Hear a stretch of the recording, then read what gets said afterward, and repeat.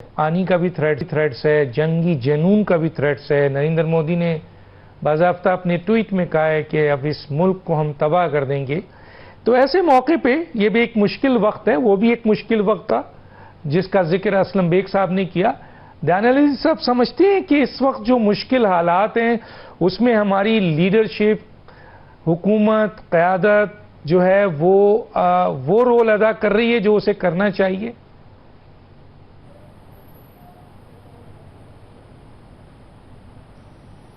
جی، میرے خیال میں یہ سمجھداری کی بات ہے۔ دیکھیں، جو انڈس واٹر ٹریٹی ہے، سب سے بڑی جو اس وقت تک کیجولٹی نظر آ رہی ہے وہ انڈیا کا یہ دھمکی ہے کہ ہم پانی پاکستان کا ڈائیورٹ کریں گے۔ یہ سمجھنے کی بات ہے کہ انڈیا کو یہ تکلیف کیوں ہے۔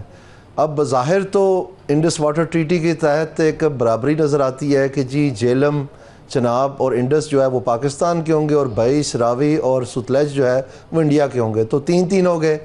اب جو لوگوں کو شاید معلومات نہیں ہے وہ یہ ہے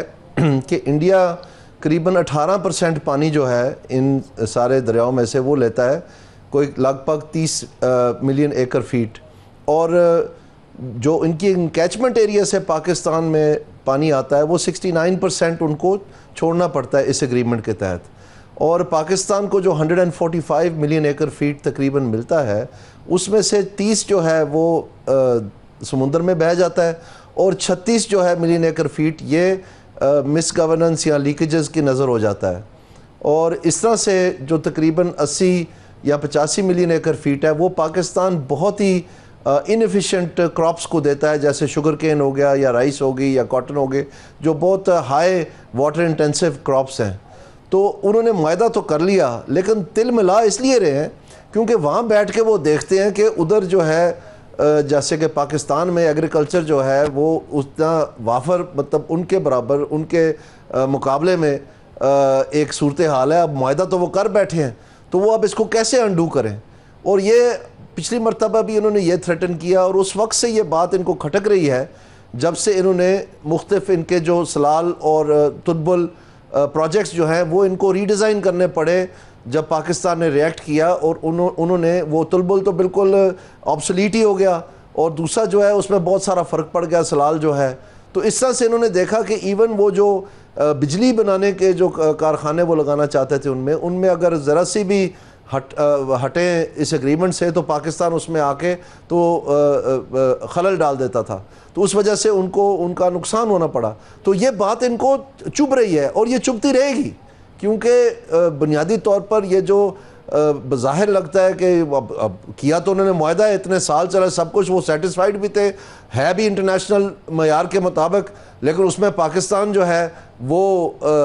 کچھ قدرے بہتر اس میں صورتحال بن گئی ہے۔ یہ اصل بات ان کو چبھتی ہے، یہاں سے ان کی نیندیں اڑ جاتی ہیں، اور یہ سوچتے ہیں کہ اگر یہ پانی ہمارے پاس ڈائیورٹ کیا ہوتا تو آج ہم اس کے ساتھ کیا کرتے اور کیا نہ کرتے، کیونکہ یہ اپنے ایگریکلچر سیکٹر کو پاکستان سے بہت زیادہ سبسڈیز دیتے ہیں، ٹیوب ویلوں کی، کھاد کی، اور چیز۔ آپ حیران ہوں گے کہ وہاں پر جو یوریا کی بوری ہے وہ تقریباً 250 انڈین روپیز کی آج کل آ رہی ہے، ادھر کوئی 14,000 کی آ رہی ہے پاکستان میں، پاکستانی روپیز کی۔ تو آپ اندازہ لگا سکتے ہیں مطلب اس قسم کا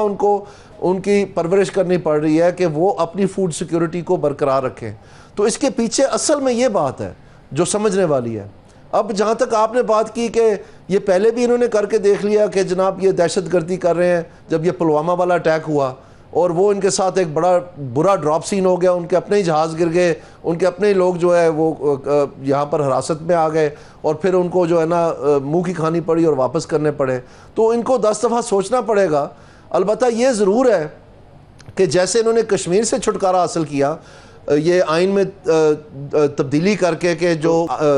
آئین کی شقیں تھی جس میں کشمیر کی ایک علیحدہ سٹیٹس برقرار رکھا گیا تھا، اس کو ختم کرنے سے ان کا خیال تھا کہ یہ پاکستان کو دبا لیں گے اور چین کے ساتھ ایک نیا ریلیشن شپ کھول لیں گے، کیونکہ لداخ کو انہوں نے اس میں نہیں رکھا، تو انہوں نے سوچا کہ ان کو علیحدہ علیحدہ کرتے ہیں۔ چین نے اتنا بھرپور جواب دیا ان کو کہ یہ ہکے بکے رہ گئے، اور اب یہ مجبور ہیں یہ سوچنے پہ کہ وہ جو سٹیٹس ہے وہ کشمیر کو واپس کر دیا جائے۔